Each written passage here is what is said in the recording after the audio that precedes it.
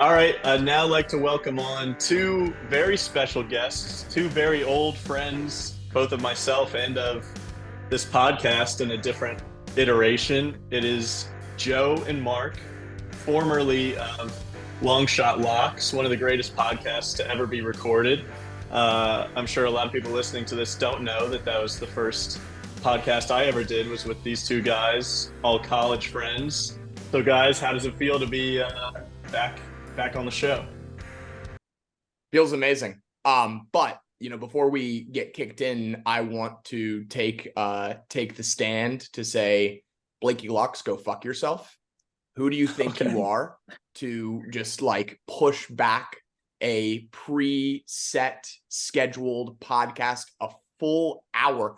I just want to be clear with you that normal brain capacity would have said, oh, 7:30 podcast, I should have a protein bar and then prepare to make myself a meatloaf sandwich after the podcast very late at night. Kind of like, and I'm not speaking from personal experience, the guy who ate a protein bar and was prepared to make a meatloaf sandwich. But now I have a half-eaten Jimmy John's sub out of sheer panic. So I just want to let you know that you and your producers are going to be getting an invoice from me, and go fuck yourself. But I love you. How you doing? It's great to have you. I knew you'd come with some sort of complaint right away. That was a given. To be fair, I did push back. I also made it very clear that if it didn't work for your guys' schedule, I would find a way to make it work. But if it worked for everybody to have a little delay, then why not? If everybody was okay with it. But True, Mark, how are true. you But feeling about the delay? you're kind of like a beggar on the street in DC. You're just like, do I let him the satisfaction of having a dollar, or do I tell him no? I'll let you have the satisfaction of being pushed back to 8:30. Like Joe, I came prepared. I made homemade pizza bagels. They came out pretty bomb. Oh, Okay, geez. so I was ready to go at 7:30, but it's okay. I watched an episode of The Witcher, so it's You had all the good. photo ready and everything too. Yeah, God you guys were knows. both ready to go. It seems like, Mhm. I don't know, did you guys collude before this? Did you talk about how you were going to come in here? And before we started recording, everything was all cool. Everybody was like, oh, this is great to see you guys. And then as soon as I hit record, both of you guys are like, no, fuck you, dude.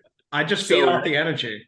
this should not be a surprise, but yes, we did collude. I literally called Mark on the way to Jimmy John's and I said, who does this guy think he is? Barstool Big Cat over here pushing back an hour, let me even tell you something else.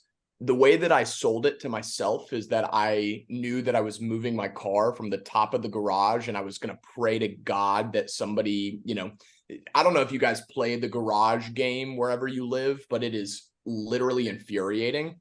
And let me just go as far as to say I was not able to get a better spot when I came back. So it just was like a domino effect. It was hellish all the way around. The Jimmy John's is pretty good though. And obviously I'm very happy to see you too. So while I knew I was going to come in with a certain tenacity, could not be happier to be back with the boys. Yeah, so it's probably perfect timing, me being a diva, to kind of get into that conversation. We were just having a little bit before we started recording. We originally started the Longshot Locks podcast when all three of us were in college. We were all doing different things. And we had a good run. We were talking, it was maybe like a year, or we did at least longer, maybe. I think we did a couple of seasons, right? I think we did at least, yeah, I think 2 football seasons probably sounds about right. That's what I'm saying. I think that we did 2 football seasons. I think it was like 6 months. I thought it was, a quick, short, lightning in the bottle run. Well, I also loved your intro to old friends. And it's like, just how many more times am I going to hear that in our lives? Like, oh yeah, I remember these guys from back in the day. And it's like, geez, Louise. Hey, if it didn't mean anything, we wouldn't all be here right now. Bringing up old memories. It is true. And so it's a big episode, which is why we had to get the band back together. The SEC, the greatest conference in sports. Obviously, all three of us South Carolina guys, and we're going to get into the Cox for sure. We're definitely going to get into some Cox. We're definitely going to talk cock. Have you noticed yes. that, like, as you get a little bit older, those jokes become a little bit more hard to, no pun intended, say? You mean specifically South Carolina Gamecocks Cox jokes, or just in general that type of humor? In general, cock jokes? No, specifically South Carolina cock jokes. All right, I didn't know how much in your life you're making cock jokes just in general, and but yeah, no, I mean, as an incoming freshman, you buy the hat that says Cox on it, you buy the shirt that says Cox on it, you're all in, you wear it like twice, and then you realize that honestly, I think I maybe wore it to like one class for me to realize like, oh, maybe it's not that funny. Like I feel kind of uncomfortable in this class wearing this shirt. And then yeah, you do kind of get over it. Wearing but it out especially at this age. wearing it in public is an especially eye-opening experience because people like are very vehemently looking at you. And I think that from a distance, they see it just say Cox and they're like, okay, this guy is clearly like from the Nelk Boys or something. Like, I don't know what, kind of attention he's trying to draw to himself. Then they get a little bit closer and they like kind of piece together the fact that it's one of the South Carolina merchandise pieces, but it doesn't help. You're still the guy wearing the cock hat. I mean, it's a great way to judge people. You either get it or you don't. If you don't get it, then you don't have to waste your time with them anymore. That's actually a really good point. Well, and whoever designed those hats, it clearly made it because they wanted people to have to like really work to see what it actually was, because the Cox font on those hats is huge, and the University of South Carolina bar, like they made University of South Carolina is the same like width as just the word Cox. So you're fitting way more, like the font on the University of South Carolina is tiny compared to the Cox font. Imagine what it must have been like to be a board of director like during that era, and like the merchandise team comes to you and goes, okay, so we've got an idea. Let's make a shirt and hat combo that just says Cox, and then be like, yeah, let's do that. Like I support that decision as a Bible Belt school, public school. Yeah, I mean, it has to be the merch company, but the school's got to approve it. Totally got to approve it. And as people that went to that school, when you walked into that student bookstore, that merch was prominently featured. They were pushing it. It wasn't like in the back, and it's like if you really want the Cox gear, you can maybe kind of go find some. They were like, no, we know this is what the people are looking for, so we're pushing it to the front. Got to be their best sellers. Also love Mark. I don't know if it's just like confidence juice, like the couple of nooners on a Monday night just to get back with the boys. And again, like I said, I mean, I've got my Gatorade squeeze bottle to get in the vibe. I actually thought about grabbing all of my collegiate based hats to like then just conveniently switch. But alas, you got that MJ secret sauce. I do have MJ's. You know what, Mark? That would be so funny. I got to go out and I got to get some of that tape. And I literally just got to make this thing say MJ's secret sauce. Is that your January 6th poster behind you, Mark? Whoa, did they give that out? Did they give that out as a souvenir? We try to keep that under the wraps. Okay. I should have built to the background. Sorry. That is so funny. It was a dead giveaway. No, man, that is old Washington, D.C., the capital by moonlight. Not Moonlight Graham from Field of Dreams, but a different Moonlight.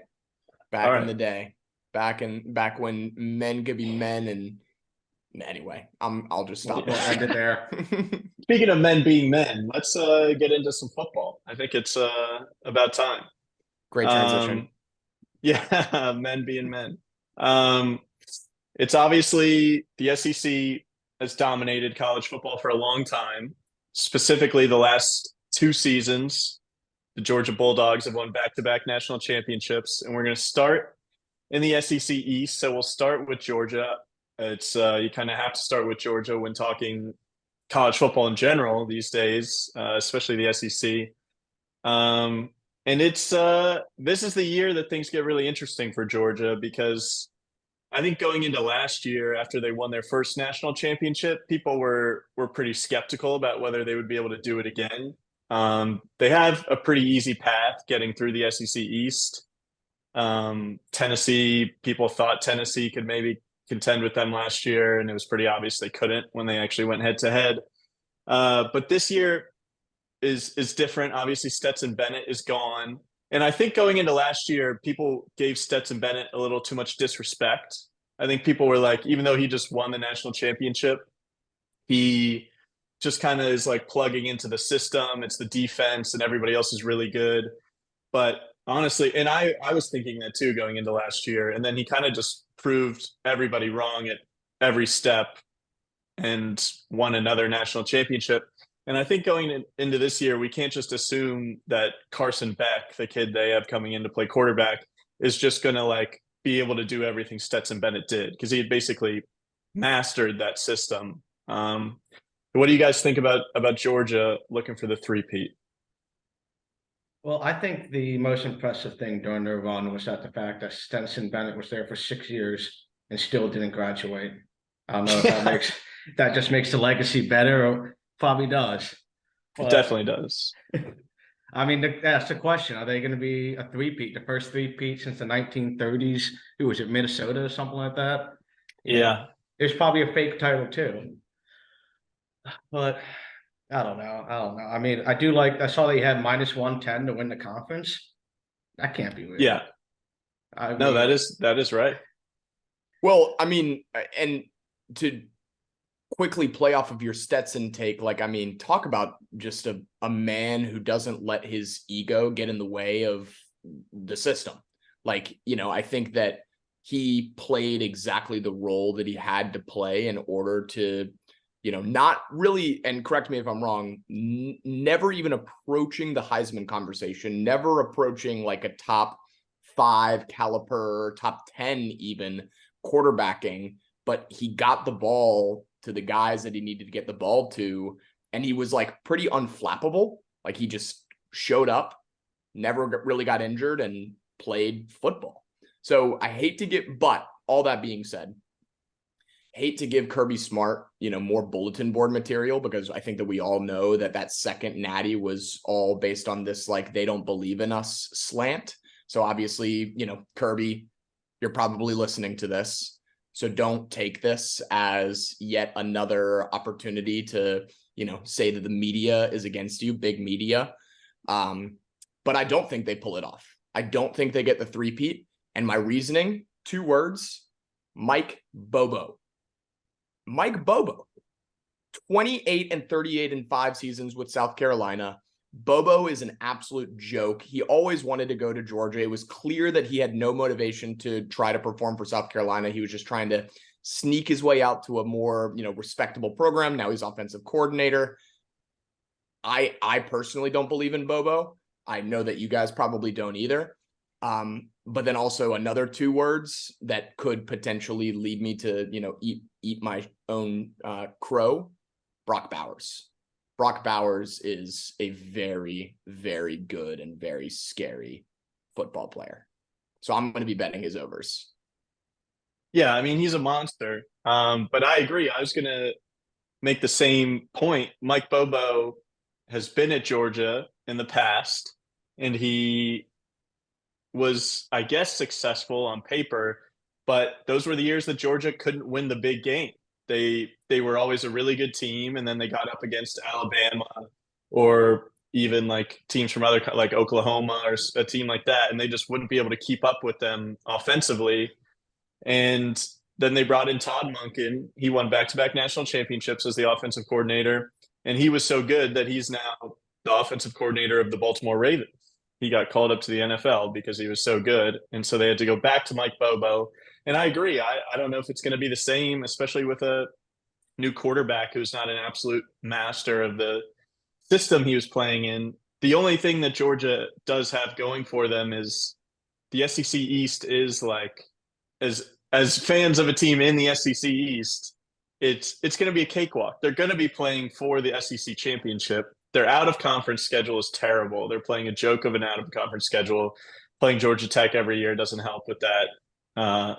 joke of an out of conference schedule. But so it's basically like, even if they lose the SEC championship game to Alabama or LSU or whoever, or if they go 12-0 in the regular season and then lose the SEC championship game, are they still going to just push Georgia into the playoff? Because it's like, oh, they're 12-1 and they lost to Alabama, like, and then they put Alabama and Georgia both in the college football playoff, and it's like, it's almost like they're guaranteed to get into the playoff more than any other team.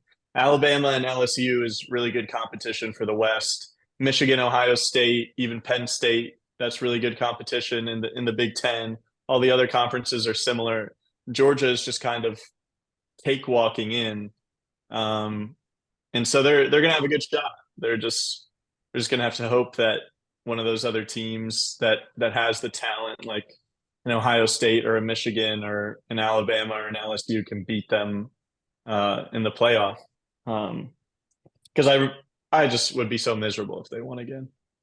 No, I would also be miserable. I don't like seeing the parity. Like, I just don't like seeing the same Alabama, Georgia, Ohio State, matchups every single year. Even if it is good, it's just kind of frustrating. I would always I'd love to see genuinely, I would love to see Texas be great. I would love to see, USC be great. Like, just show me some like potential strides in the right direction, but we're just not going to get it. You're exactly correct. The SEC East is a joke. Georgia has the biggest boys. And I think that we should force Brock Bowers to we should have forced Brock Bowers to enter the draft last year, even though he couldn't, because he's an NFL football player. Like, I mean, he is the definition of a big boy catching big footballs. No, he easily could be an NFL player. Absolutely. And as you're saying, top five? Top five? Is he going to go top five? If he could just say, I'm a wide receiver and not a tight end, he would go top five. But teams just have this thing with, I think Kyle Pitts he was definitely top 10 when he went to the Falcons a couple years ago. 8 or 9. Yeah, something like that. He'll be top 10 pick as long as he's healthy and does the same thing and I don't see why he wouldn't. Do you think he could play wide receiver? I think he could. I mean, the tight end position's so different. Like, Travis Kelce is like not what you think of as like an old school tight end. Like, he's not really blocking that much. He's not like catching 3-yard passes and kind of grind. Like, he's running wide receiver routes just from starting from the tight end position. So it's not the same as it used to be. So he probably could play wide receiver if he wanted to. But he also is a very good blocker, at least at the college level. I don't know if it'll translate, but so this actually is a good transition into another thing that I wanted to talk about. And we're kind of loading up on all these big picture things around Georgia. But when you win back-to-back national championships, it brings up a lot of conversations. And I think things going forward in the SEC will be better, because this is going to be the last year of the SEC as we've known it for the last however many years. Next year, Texas and Oklahoma will be in the SEC. And with that, the entire scheduling is going to change. So it's not going to be the SEC East and the SEC West anymore. It's just going to be all these teams, and the scheduling is going to change every year. The teams that you play are going to change every year. And it's just going to be the two teams with the two best records are going to be the teams in the championship game. So it could be Alabama and LSU, or Texas and Georgia. These could be the teams. It's just going to be the two best teams. So it's not going to be Georgia cakewalking through by far the inferior division of the two anymore. So in my mind, I don't see any downside to that scheduling change and how the championship game is going to work. But Mark, what do you think about the new teams coming and how it's going to look schedule wise and championship game wise and everything? Immediate take, I don't like it at all. If I were commissioner, I would get rid of Missouri, Texas A&M, get it back to a smaller conference the way it should be. But long term, it's the best move they could do. They're still the best conference, especially now with the Pac-12 dead, all the other conferences fighting with each other to solidify. That was a bad take. And for I don't think it was a bad take. I think that was bad grammar. Bad grammar. And for the future, I am kind of excited about getting rid of the divisions and kind of playing more teams more often. I just hope that South Carolina doesn't get the short on the end of the stick with playing all the shitty teams. And wait, Blake, so how are they going to decide who the championship is? Is it a commission, a board, kind of similar to how it always is? Like Big 12 style. It'll just be the two records. teams with the two best conference records. Okay. And then obviously going forward, we're also going to have the 12-team college football playoff, or the expanded college football playoff. So it's not just going to be the same teams every year. So everything that we're saying, theoretically, if those are our complaints that Georgia's cakewalking through and that we're seeing the same teams play each other every year, in the next couple of years in college football, that could be changing. And I'm only saying that because, especially with all the conference realignment stuff online, people have been like panicking, basically saying that it's ruining college football. But specifically, at least for the SEC, we've spent a couple minutes complaining about these things that make it not as good. And theoretically, these changes should be fixing those things and making them go away. So I'm just telling people not to panic about the state of college football. College football is still going to be amazing. There's a full slate of games with really good teams playing each other. You're allowed to gamble on all of these games. And so it's still going to be college football. Everybody should just relax. Has there ever been a season where teams have played each other 3 separate times? Like, because technically speaking, that could happen with the updated rules. I think with the expanded playoff, it'll be more likely to happen. Because it happened that Alabama and Georgia played each other in the SEC championship game and then in the national championship game in the same year, but they didn't play each other in the regular season. But it definitely could happen. If a team wins the regular season matchup, they play each other in the conference championship game, the other team wins, so they kind of cancel each other out, both get into the playoff, and then play each other, especially with the expanded playoff a third time. It definitely could happen. It'd be kind of cool. It'd be weird, but it'd be cool. Like lining up with the same guy 3 times and being like, dude, like, fuck you. You know, I know your tricks. I know your little bag of tricks.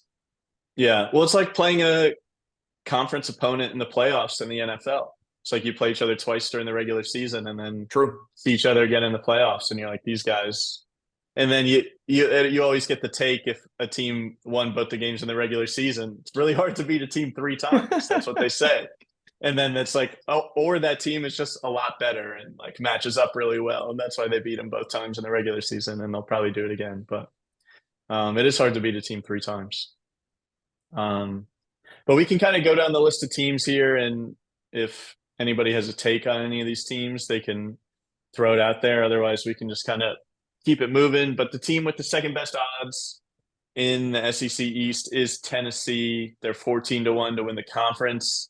Their win total is around 9 or 9.5.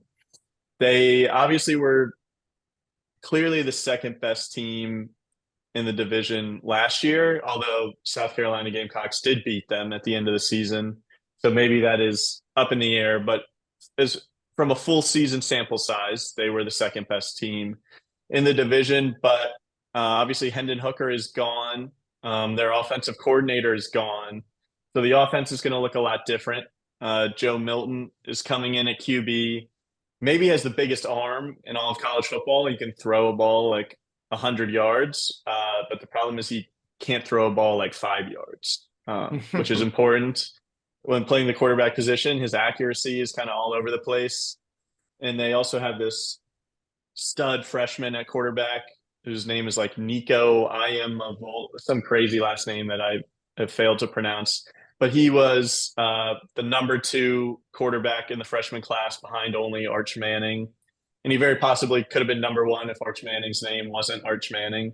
So he's an absolute beast. And so it'll be interesting to see if Joe Milton can't get the job done. If we see a little midseason quarterback change, bring in the freshman that's super highly touted.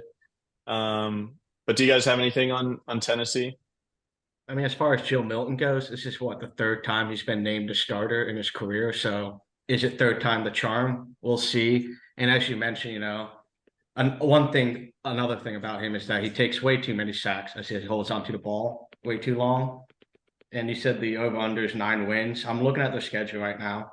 Alabama, Georgia, we'll assume those are losses. So they got to go 9-1 on the other 10 games. And I just don't see that happening. I like the under. I'm leaning towards that. Joe? Mark said it exactly perfectly. Like, I think that Joe Milton has kind of had his shot, and I think that there'll be a little bit of a stir in the quarterback room about whether or not to give the freshman a chance, especially, when the, what's the room for error is so tight. Like, you can't afford to lose 3 games in college football and still expect to make a 4-team playoff. So, there's going to be a lot of pressure on them. I don't think Milton is up for it. It'll be fun to watch. I do think that Tennessee fans have gotten way too comfortable feeling like they're this like powerhouse of a program, when I think that we all can close our eyes and think back to like literally 2 years ago where they were. You don't have to go back far. Not at all. So I would love nothing more than for Tennessee fans to get a little bit of a, gut check. And I think that that's probably pretty likely. Yeah, I agree. Tennessee fans are insufferable. Like, they think that you would think that they're the team that just won back-to-back national championships. Like, they talk like how Georgia fans should be talking. And yeah, I don't know if maybe people don't realize how good Hendon Hooker was. Like, he was ridiculous last year. Like, he was so good. And like I said, the offensive coordinator's gone too. He took a head coaching job somewhere. I can't think of off the top of my head, like South Florida or something. And so it's going to be tough for them. And I'm with you, Mark. I have already bet their win total under. I think that, yeah, like you said, Alabama and Georgia on the schedule are 2 losses. Their second team out of the SEC West they have to play is Texas A&M, who's probably the 3rd best team in the West. And even when you look at their SEC East games, they have to go to Florida. I don't think Florida's going to be very good, but always a hard game. South Carolina, who beat them last year, who play them again. They have to go to Kentucky, to Missouri. Like, the teams that are like the scrappier, tougher teams, like, to play in the East, they all have to go on the road to those teams. I think it's just setting up. I think 9 wins is the most they win. So worst case, you're pushing that win total because they're losing to Georgia and Alabama. And yeah, like you said, so if they lose to Texas A&M, then worst case you push, and then just one team in the SEC East besides Georgia has to beat them. And I think that's very likely. Going to Kentucky, I think they lose going to Kentucky. Like, I would just almost guarantee it right there. That's going to be a really tough game. So down on the Vols. Is it safe to say that, and this is kind of a hot take, it's the second most important game as a South Carolina fan to win? So, like, obviously Clemson, always and every year.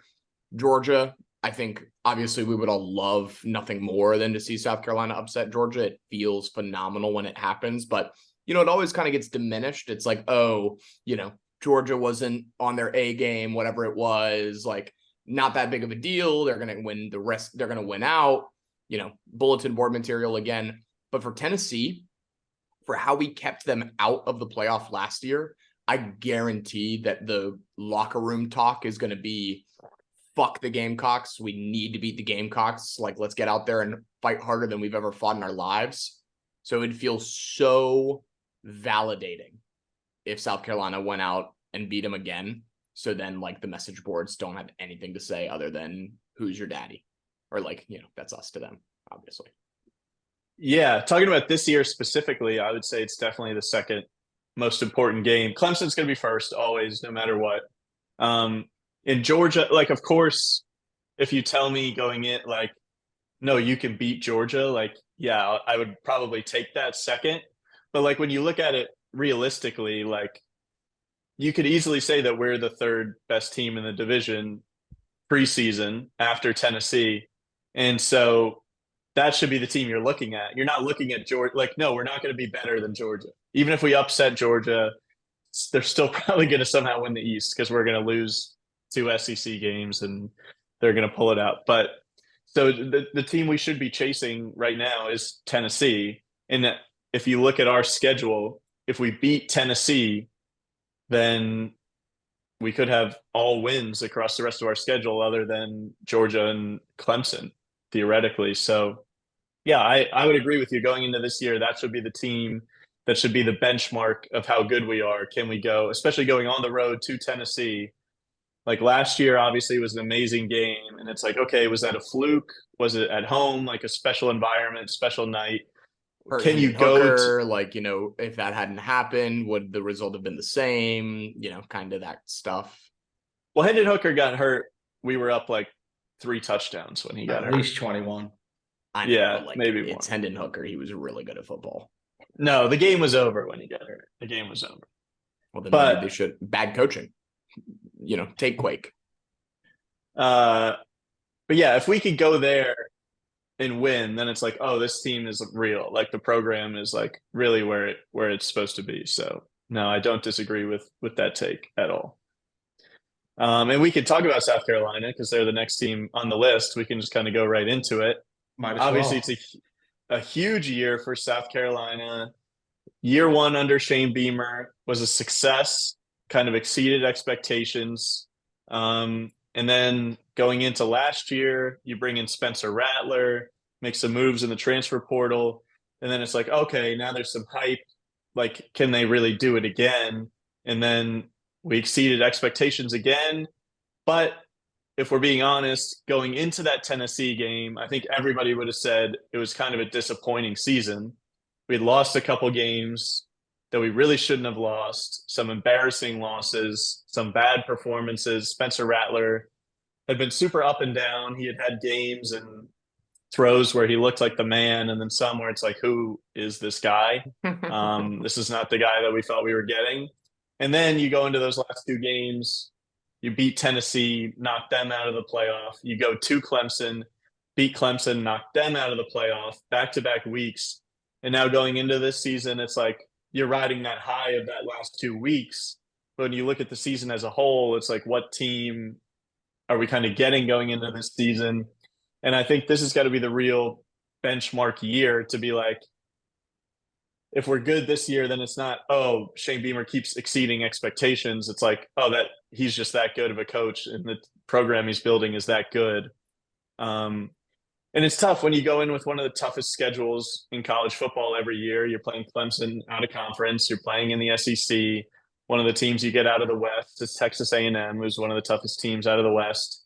So it's brutal. But Mark, what are your kind of expectations for the year? And well, I guess what do you think the expectations should be, and what do you think the team is actually going to do? I think the expectation should be, as what we were saying earlier, second place for the SEC East. Georgia's obviously going to finish on top, but can we beat everybody else?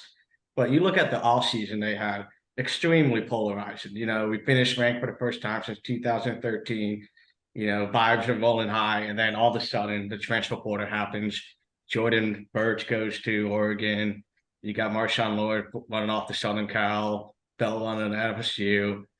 Everybody's, upset. And then we hire good old, what's his name? Loggins. Loggins, who doesn't have the best track record to back it up here. Especially when Beamer said everybody's texting him, everybody's calling him. So everybody's like, this is the best we can get. But I think the motto has been the last 2 years, in Beamer, we trust. Whenever the back's been against, whenever people have been down him, we've always pulled the upsets. You look at Auburn his first year at home. I think we were double-digit underdog, pulled that one off. Tennessee at home last year, double-digit underdog, pulled that off. So as far as expectations go, yeah, I expect us to go and pass the 6.5 wins and get into another quality bowl game. Joe? Hardest schedule in the SEC based on last year's, averages. So that obviously is pretty stressful. I also just hate seeing the 6.5 number next to the South Carolina Gamecocks every single year because it's just a fucking embarrassment. It's like this team barely makes bowls is pretty much what that says. When to your point, the past 2 seasons have felt like nothing short of like these very successful seasons. Now, I do have something that I must get off my chest a little bit about Shane Beamer. Okay. I am convinced that coaching college kids is like 90% personality and like this like hard ass rigid like get back in the locker room, nobody believes in us, like, you know, kind of like this very, it's almost like they're actors. Like, we are paid an insidious amount of money to motivate the most difficult people to motivate in the world, people who have, you know, kind of had the opportunity throughout middle school and high school being told that they're going to be stars. So now they're coming to this program. For me, Shane Beamer is just like too much of a nice guy. He's too much of like a let's go watch a movie like at the end of practice and have popcorn and like, you know, sit under blankets and tell stories to one another. I know he has that fire in him, but I don't know if it's like enough to be like a Nick Saban, a Kirby Smart, like a real hard ass. And I do genuinely believe that it's like the real hard ass coaches that you can expect to win 10, 11, and obviously, hopefully 12 games. You know, Joe, I agree. You know, they should get somebody like Will Muschamp, you know, just a hard ass out there who's just screaming at the guys' heads, you know. If that's Yeah, what like a Dabo. No, I'm just fucking with you, man. I do believe Dabo's an actor if you want to go there. Yeah, he's an actor.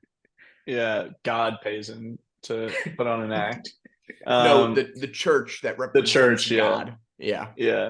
No, I get your point, Joe. My only counter argument, and maybe we're not like old enough to even like know kind of what he was like, but like, was Nick Saban that guy his first couple years as a head coach, or once he had built the most successful program in college football, he could demand perfection because perfection was legitimately what they should have been striving for? Or like, as a young head coach who came into a program that was in absolute shambles when he took it over, do you kind of need to be that guy that's like motivating and kids want to come because they think he'd be fun to play for?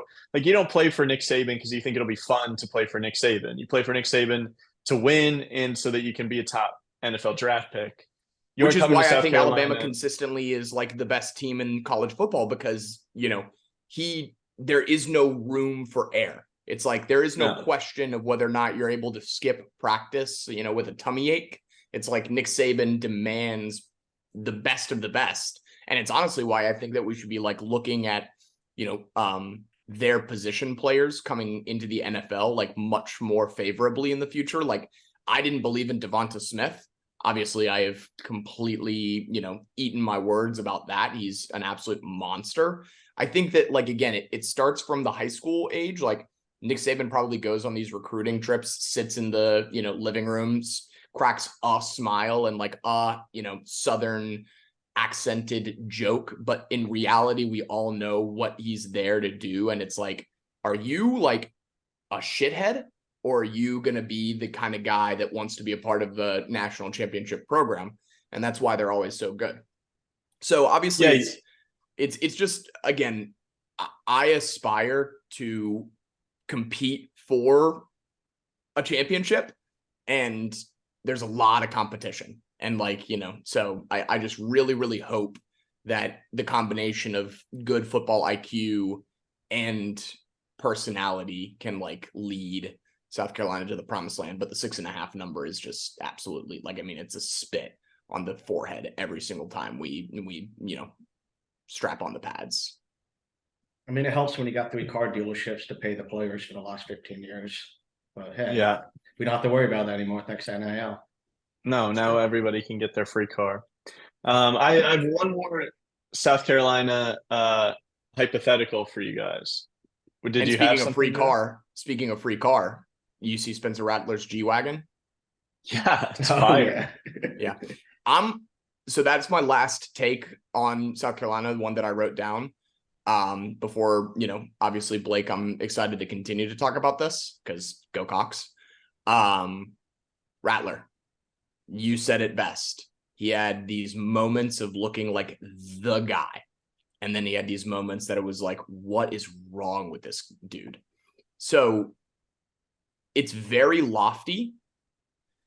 And I'm afraid that he's just a little bit too much of an egomaniac to be able to like really hone in on like that, the team is more important than myself mentality. If he can play like he did versus Tennessee every game, which again, lofty, he'll be in the Heisman conversation. South Carolina will win 10 games and it'll be like amazing. But I don't know. He has a G-Wagon now. He's still kind of like that guy. It'll be interesting to see if he can step up and be like a leader of the program. I mean, let's just hope that Loggins watched a lot of play clips from the Tennessee Clemson game, realizes, hey, we need to let this guy sling it to Juice Wells. That guy's a threat. It's pretty easy. Let's not, do screen passes and run straight up the middle. Let's open it up. Let's let him sling. Kid's a stud. Yeah, I mean, we can talk about how some people have had questions about the Dow Loggins hire, but Satterfield was terrible. And I think anything will be an upgrade from there. And we were very lucky that he got hired away, because I don't know if we even would have fired him if somebody else hadn't have taken him away. But here's my hypothetical for you guys on which South Carolina season would you rather have. So when you look at the South Carolina schedule, play UNC week 1, which is obviously a huge game, and I think will be, again, a huge measuring stick to be like, week 1 right away, how good is this team? Because UNC and South Carolina, the line's 2.5 right now. UNC is a small favorite, but really the game could go either way, especially week 1, like whichever team is more prepared to start the season. So say South Carolina wins that game. They're 2-0. They lose to Georgia. They're 2-1 with a loss to Georgia. They get a win against Mississippi State. They go to Tennessee. They're 3-2. They lose at Tennessee. They beat Florida. They beat Missouri. They're 5-2. They go to Texas A&M on the road, lose that game. They're 5-3. And then they go the rest of their schedule, win, win, win. They're 8-3. They lose to Clemson. They finish 8-4 with losses to Clemson, Texas A&M, Tennessee, and Georgia, all games that they'll be underdogs in. Or do you rather have the up and down South Carolina year? They lose to UNC the first game. They lose to Georgia. They lose, but then they go on the road the end of the year and pull off a couple big upsets. They go to Texas A&M and win at home against Clemson to end the year, but it's a worse season on overall record. So basically, would you rather have them beat every single team that they're supposed to beat and just lose the games that they're not supposed to lose, which would be the opposite of what we've seen? Or would you rather see another year like the last couple of years where you pull off this amazing upset, but then Missouri comes to town and beats you by 10 and you're like, oh, are we not actually good? I mean, I want us to win the games we're supposed to win. I think that the deadening on the inside of losing to Kentucky or, Florida, dude, I hate Florida so much every single year when we have an opportunity to, beat them. I absolutely bask in it. So I don't care if we lose the games that we're supposed to lose. We just need to win the games that we're supposed to win. What do you think, Mark? I mean, if you're asking me if it comes down to Clemson 6-5 and we got to beat Clemson to hit the over and we beat them, I'll be very satisfied, both ways. Yeah, I guess. Yeah. So my point basically is, because it's kind of the way I'm looking at this season, is we aren't going to win the SEC championship this year. It's just the truth. We're not going to beat Georgia, or we're not going to finish better than Georgia in the SEC East, in my opinion. So if Rattler plays, oh yeah, no, we're not going to finish ahead of them. Yeah, no. yeah, like we could somehow pull off the upset against Georgia. It would be amazing. I would be the happiest person in the world if it happens, but realistically, it's probably not going to happen. So when looking at kind of how I want this season to go, of course, those games where you beat Clemson and beat Tennessee are amazing. And in a perfect world, it's like, so when I was looking at the schedule, there are really 8 games that we really should have a very good chance of winning or should be dominating. Like there are only 4 games where we will be probably somewhat significant underdogs. And I think for the program to like really kind of take the next step, it's not about like, oh, you got to go beat Georgia, you got to go beat Clemson. It's like you need to be consistently beating Missouri, consistently beating Kentucky, consistently beating Florida, and proving that you're kind of a rung above those teams because we really have it. Like we've had some awesome seasons the last couple of years, but those seasons have been awesome because of like big upsets we've found a way to pull.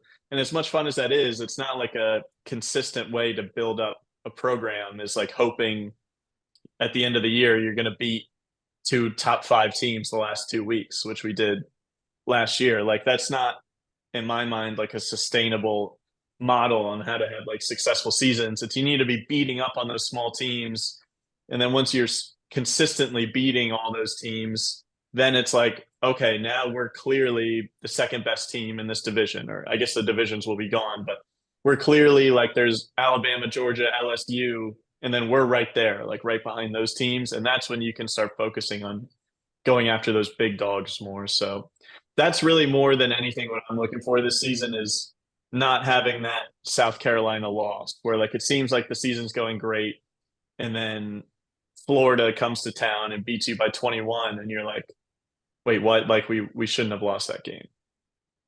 So, Blakey Locks, I have a question for you. Will you be in Charlotte, North Carolina for the first game? I will not be, unfortunately. Disgusting. I'll be kind of in the midst of some travels in the week before and the week after. So it's just not possible, but Not I will in the be cards. watching. And well, so I am actually I've been like kind of on the fence about it for a long time. Mark, you're gonna be there, right? Yep, I'll be there. Go Cox. I just hit purchase on my flight from the great city of Orlando, Florida to Charlotte, North Carolina. So I will be in Charlotte for the Cock Fest. We must win that game. I mean, that is literally make or break, and it's going to be so gutting if we can't win that game because honestly, I'll say it right here, right now, and I know that we've obviously been talking a lot about Cox, on this pod so far. I may not watch a single other game if we can't beat North Carolina. And I know that it's very up in the air, but it's like the most important game of our season without any shadow of a doubt. it definitely will set the entire kind of vibe for what the season's going to be. If we win that game, it's like, okay, we have a good team. Let's go see how good we can be. If we lose, it's like, oh, this team might not be very good. So, Exactly. so I agree. It is incredibly important. But I'm glad this cock talk has gotten you hype enough to pull the trigger on a plane ticket. I'm glad you guys are both going to be there. I wish I could be there. We may have to do an episode of Longshot Locks without you. I would love for you guys to do that. It would make nothing would make me happier. Live from the I would maybe tailgate. have to find a way. I might have to like take the only way I could do it is like take the first flight out in the morning on Saturday morning and fly out Saturday night. Like that's the only way I could pull it off. So we'll see. Sick, honestly. Let's not get it twisted. Maybe Baller. But as much we could probably talk about South Carolina for an entire hour. But we do got to keep it moving a little bit. The next team kind of on the list would be Kentucky, I guess. Their win total's kind of the same, right around at 7.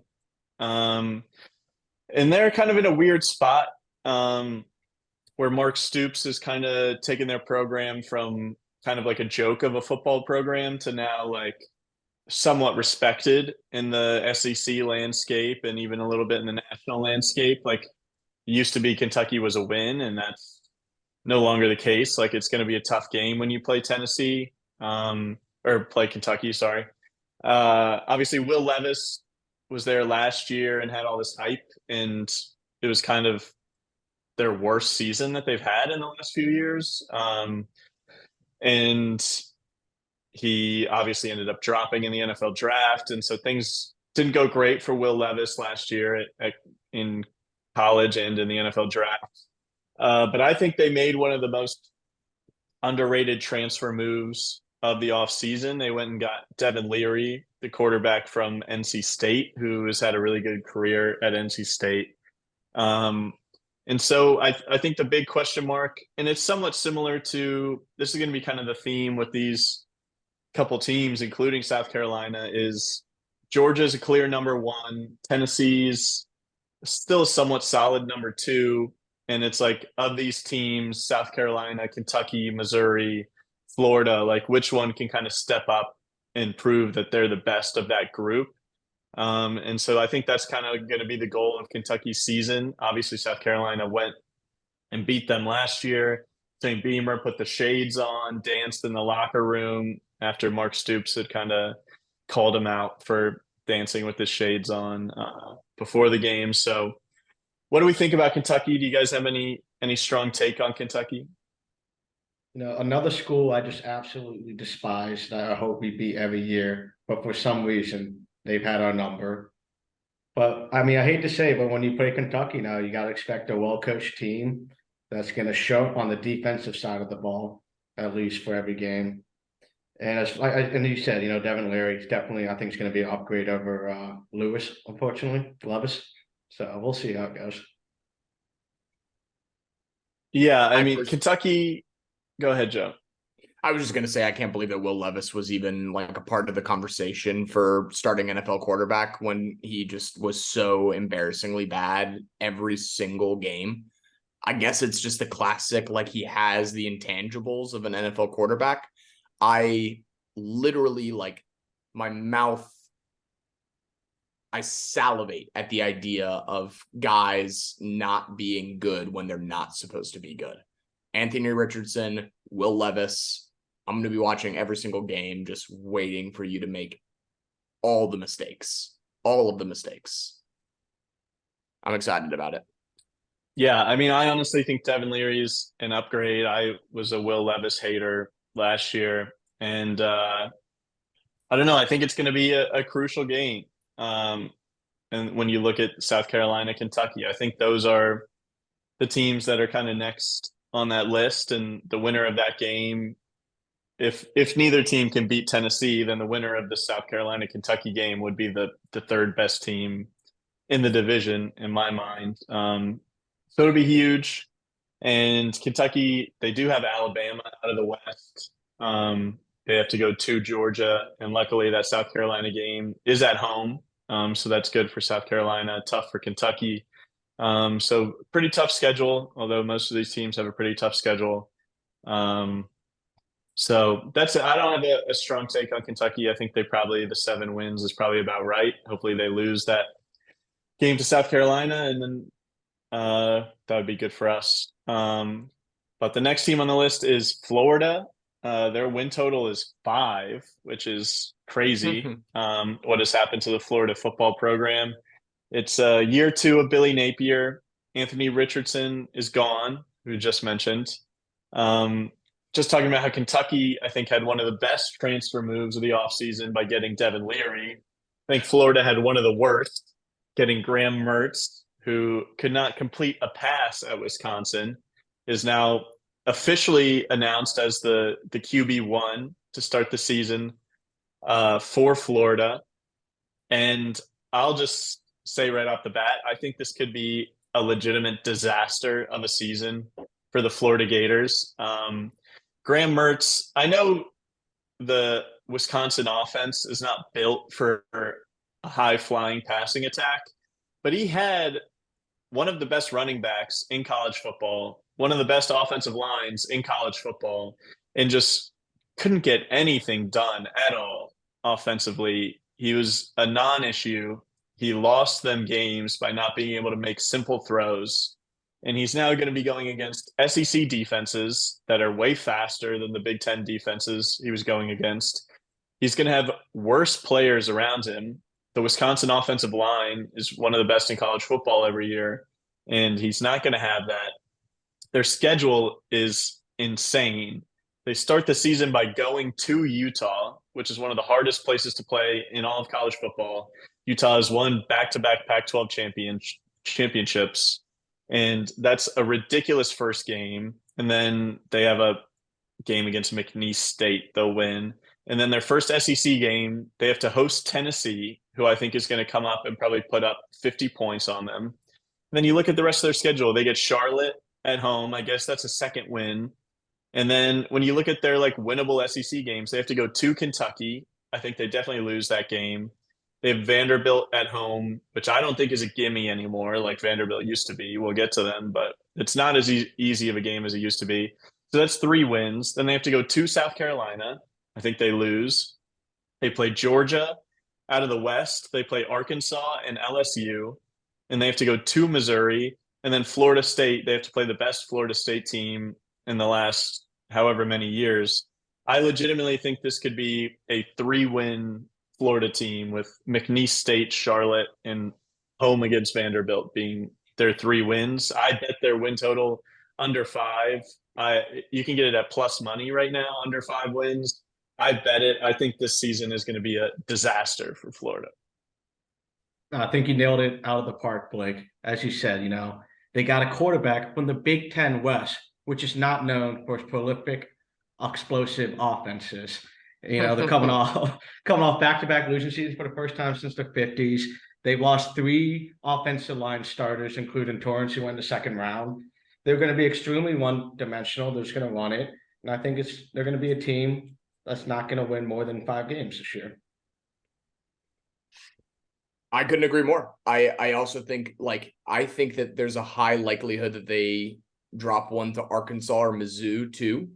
Obviously, again, the really hard part with Florida is just this, again, for lack of a better term, ego. Like I have this fear in my soul that always leads me to believe that Florida is a force to be reckoned with.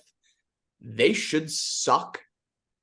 Maybe that's the perspective that they've always needed in order to be better. I hope not. Very tough schedule, not a strong quarterback. I can't say too many negative things because obviously I have a lot of fear in my soul. That's if it goes Clemson, Tennessee, Florida for me, on games I just desperately want to win. So that'll be a very, very, very important one for South Carolina as well, just because of how bad they're supposed to be. Yeah, that game's right in the middle of the schedule too. Yeah, I guess you could say one thing they got going for them that is the Swamp is one of the toughest environments to play in, and who knows, that could help them win a couple extra games. No, so I agree. It's a really difficult place to play, but I think that's why the schedule broke really bad for them, because they get to host Tennessee, but I think Tennessee is enough a level above them that even though they're hosting Tennessee, they're going to lose. They host Vanderbilt, but I think that's the game that they would win, whether it was at Vanderbilt or not. And then obviously Georgia is always at a neutral site. So that game's going to be in Jacksonville. In the 3 games that they're in a group, the 4 teams that we're kind of talking about that are in that middle range in the SEC East is South Carolina, Missouri, Kentucky, and Florida. Florida has to go on the road to all 3 of those teams. So the 3 teams, South Carolina, Missouri, Kentucky, that they could kind of go grab a win against, they now don't get any of those teams at the Swamp. They're going on the road against all 3 of those teams. And also let me just say this on a recorded line, because obviously if it happens, then at they already knew flaming hot takes. I can see a world where Florida upsets Georgia in Jacksonville. It makes absolutely no sense, but it just, for whatever reason, like I just have that gut feeling that, you know, you can't ever predict how the bank is going to be bumping. And in reality, like I don't know. There always is those elevated, at the very least, I will be betting the Florida spread in that game. I'm hoping it's like 28.5. It will be. Awesome. Yeah. No, I mean, I will say I do actually agree. I think Georgia is going to lose a game in the regular season, which I know is not like crazy, but they have not done that the last couple of years. I think Georgia, they could lose they have to go to Tennessee, second to last game of the season. I think they could lose that game. They have the game against Florida, and then they also have to go to Auburn, and then South Carolina, Kentucky, and Ole Miss all, I think, have a shot. I think any of those teams could pull an upset, which I didn't mention, but the Georgia win total is literally 11.5. So if you think that they could get upset and drop one of those games, it would be a kind of fun bet to hit the under 11.5 wins on Georgia, and just every week just root for whoever they're playing against to pull off that crazy upset. Yeah, I mean, when you look at Georgia's schedule, the question you have to ask yourself is, does any of them have the offense to win? Yeah, which is why I think it would have to be, honestly, Tennessee, honestly, South Carolina. They proved last year that in those Tennessee and Clemson games, they're capable of putting up the crazy numbers. Or Ole Miss. I think Ole Miss is going to be nasty on offense. And the way Lane Kiffin plays in those big games where he goes for every single fourth down, and it's like he would either get blown out or it's the recipe to maybe pull off the upset. But so we're all down on Florida. That's the second win total that we're betting. The under on Tennessee and the under on Florida, which feels good to do that. But Missouri is the last team before we get down to Vandy. Missouri has been incredibly average. They've finished exactly 500 the last 4 seasons, which is impressive to do that 4 years in a row, finishing 500. And their win total is 6, fittingly. They're projected to win exactly 6 games again. Eli Drinkwitz, they did have a huge commitment today, actually. Missouri got like the number 3 recruit in the class for next year, which is a big get for them, I guess. But they have Brady Cook back at quarterback, who was their quarterback last year and kind of fits everything we're saying about Missouri, how exceptionally average they are. He was an incredibly average quarterback last year. I don't expect him to make much of a jump. He'll probably be incredibly average again. They get Kansas State out of conference, which is a really tough out of conference game. They were the Big 12 champs last year, obviously. They have to go to Memphis, which is like a sneaky out of conference game. Memphis is always kind of playing in crazy games. And they get LSU and have to go to Arkansas. They're 2 games out of the West. So it's really a tough schedule. Again, we're saying basically all these schedules are really tough schedules. But when you look at those type of things, like what's the type of game they could win? Like Arkansas is the type of game they could win, but they have to go to Arkansas rather than host Arkansas. They do host South Carolina, which is a game that scares me a little bit for South Carolina. Going to Missouri is just one of those games that it's right in the middle of the schedule, October 21st. You go there and just don't show up, and it's brutal. But they're probably going to win 6 games again. Honestly, they're going to lose to Kansas State and Arkansas and Georgia and Tennessee and hopefully South Carolina. And they're going to come out with 6 wins again. So I don't really have much on Missouri. Me either. Remember when the Jacksonville Jaguars took Blaine Gabbert and thought that was going to be a good decision? That's the only thing I think about when I think about Missouri. Well, there you go. Yeah, it was not a good decision. Spoiler alert. Spoiler alert. I don't respect them as a school, as a program. You know, I didn't even bother to look at their schedule. I was just going to let Blake take it all. Yeah. No, and what had was basically nothing. It was just they've been perfectly average 4 years in a row, and they're going to be perfectly average again. The same team they've always been, will be, and forever. And to your point, we should be scared. Like, again, it's so tough being a South Carolina fan. Like, I really question whether or not we made the right decision going to this school, because, you know, every year there's just something horribly wrong. Nothing like At Missouri is, like you were talking about the Florida game being scary for you. I literally think this Florida team's so bad. I think the scariest game on this schedule for me is got to be going to Missouri. That's just a recipe for an absolute dud. It's going to be a noon game. I guarantee it's going to be a noon game. And I'm going to check really quick. What game do we have the week before?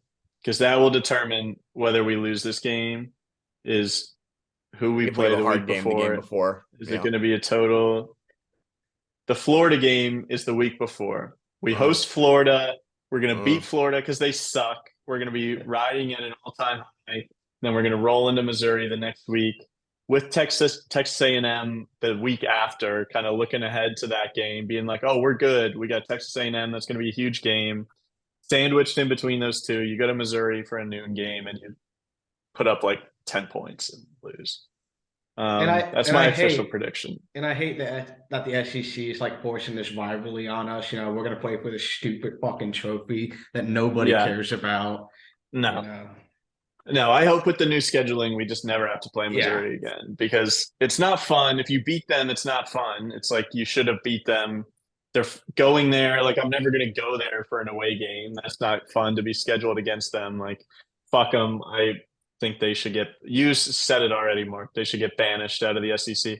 To bring in Texas and Oklahoma, two teams should have to get banished. And yeah, it should be those two teams, Texas A&M and Missouri. But the last team in the SEC East is Vanderbilt. Like I was saying before, Vanderbilt is moving in the right direction a little bit. It is year 3 for Clark Lee, and they've gotten better every year. They were 5-7 last year, which is their best record in, I didn't check exactly, but in a long time. They bring back the same quarterback, AJ Swan, who won 5 games for them last year. Their win total's at 4, which is higher than it really ever has been in the past. It's going to be really tough for them to win an SEC game, kind of the way things fall for them schedule-wise. They do have a pretty easy out-of-conference. They play Hawaii at home. If you had to go to the island, it'd be a different story, but Hawaii at home, they should take care of them. Alabama A&M is not a real school. They do have to go to Wake Forest, which is a loss, but then they also play UNLV out of conference. So I think they should pick up 3 wins out of conference.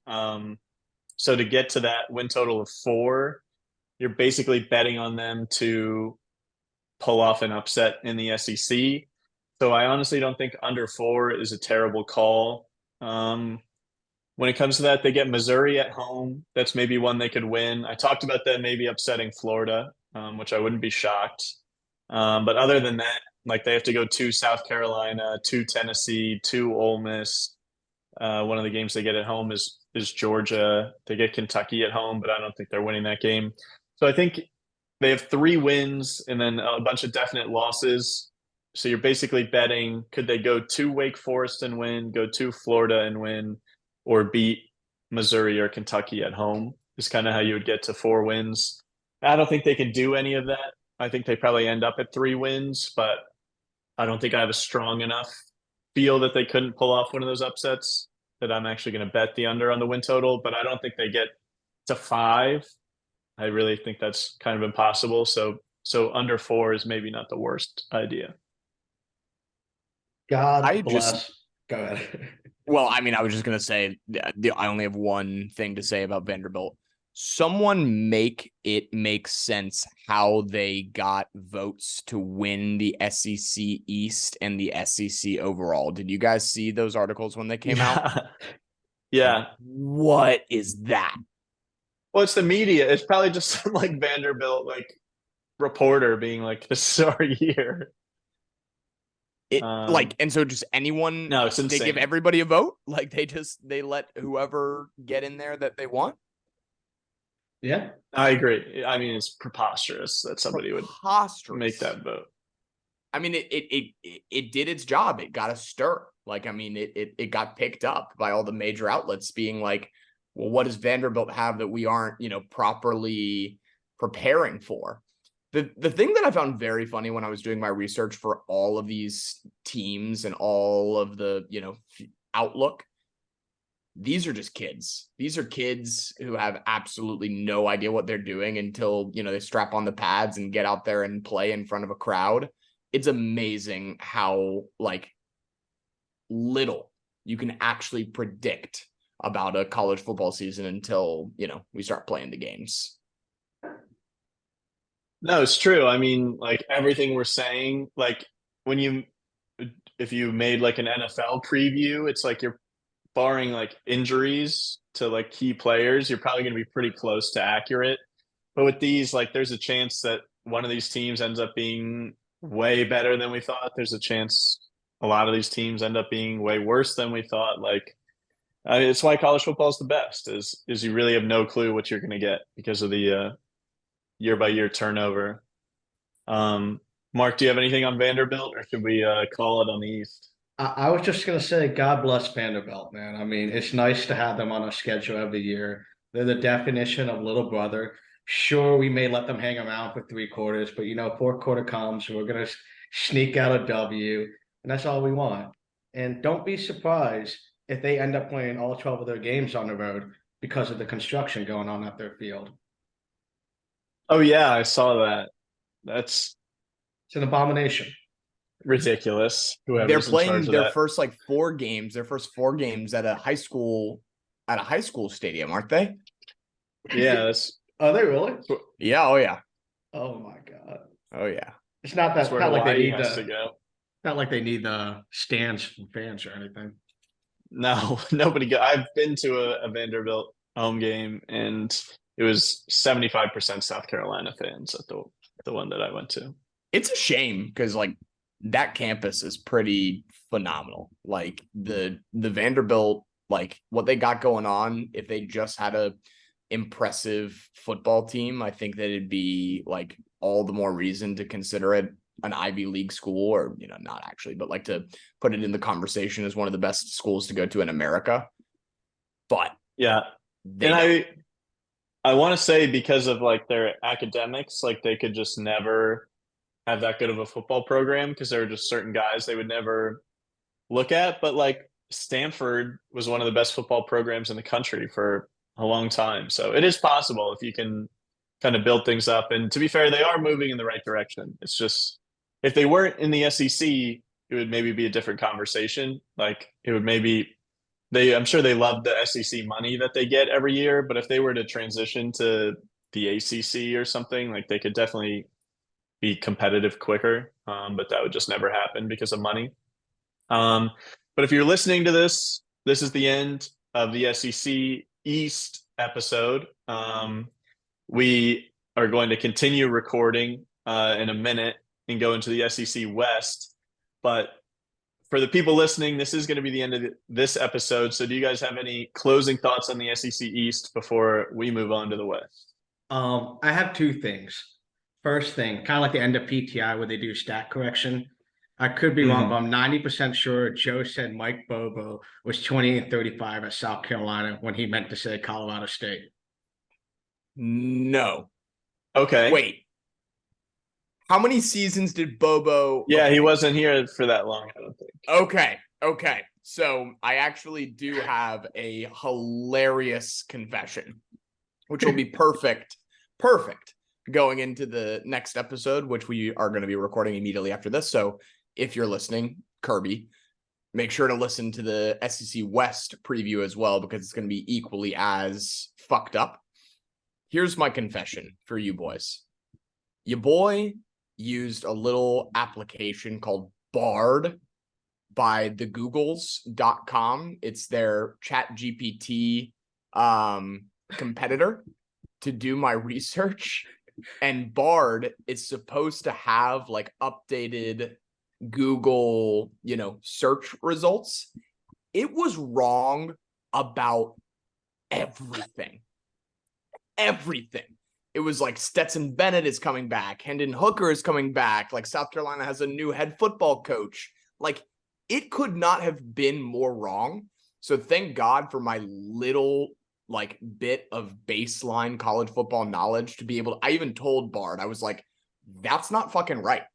And it was like, oh, you're right. Stetson Bennett isn't coming back, but Kirby Smart is no longer the head coach. And I was like, what the fuck? Like, I just had to pick and prod the good info. So yeah, 28-38 is what it said in 5 seasons in South Carolina. I was very confused by that. What I'm saying is you were right about the record, but you said at South Carolina, it was his head coaching record at Colorado State. Yes.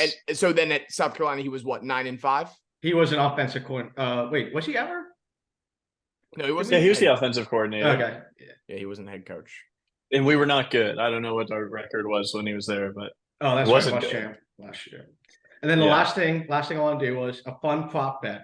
All right. I'm going Georgia speeding tickets -4.5 versus losses. Which one are you guys on? Ooh. Oh, that's easy. I mean, I think they max have regular season losses. Yes, regular season losses and speeding tickets during the regular season. Regular season losses is a maximum of 1, and they're easily going to have 7 or 8 speeding tickets. Maybe, I assume they're going to get into double digits. I mean, the trajectory that they're on, they might end up with 20. Who is Joe? Based on your face, are you not aware that the Georgia football program just has an addiction to speeding? No, I was not. I knew that. I believe so. Actually, it's funny. I actually got a speeding ticket in Georgia 2 fucking days ago. So maybe they're just too strict. I mean, honestly, yeah. Let's not get and I had my cruise control set, and the guy just lied. He straight lied to my fucking face about what he got on the ticker, and now I have to go back to Georgia in order to be able to like have my court hearing, and he knows I'm not going to do that. So like it's an insane cycle. I hate it. I hate every minute of it. He got you so good. Uh-huh. Well, maybe we've cracked open a conspiracy theory that it's actually the Georgia State Police are manufacturing false numbers, and that is what is leading to all these Georgia football players getting in trouble for speeding. So maybe we're onto something here. But this is the end of the SEC East episode. If you're listening, thank you for listening. If you're only listening to this, just in case you don't listen to the SEC West episode, I know Mark doesn't have anything to plug. Joe, I'm giving you a 1-minute plug for the Twos app to end this episode. Why people should download Joe's app. I mean, sponsored by Twos, the best place to write things down, which is where I took all of my notes for this episode, which I would love to be posted in the description so that people can not only like, again, I think that I actually had a little bit of a moment of clarity. How are people disseminating information if not like, I mean, obviously PDF, Blake, you sent a PDF around, but you can't add notes under it unless you download like yet another PDF, like annotator. Google Drive isn't it. Google Sheets isn't it. The future is Twos. And that's what everybody's going to get an opportunity to experience if they click on the link in the description. It gives you the ability to reread all of our takes, remember them so that you can make bets, win a lot of money, set automatic reminders for the games that you want to watch, and a weekly repeating reminder to listen to the Blakey Locks show. I highly recommend it. Best place to write things down, free to use. That's Twos. Thank you for giving me my 60 seconds. Mark, there you go. Mark is a big Twoser too. People forget. Twos is the real deal. Download it. There you go. Mark's plug is for you to also download Twos. So that's it for this episode. We're about to start recording the West episode. But thanks for listening. Make sure you like, subscribe, and do all that fun stuff. And be ready in a couple days. The SEC West episode will be out that we are about to record right now. See ya.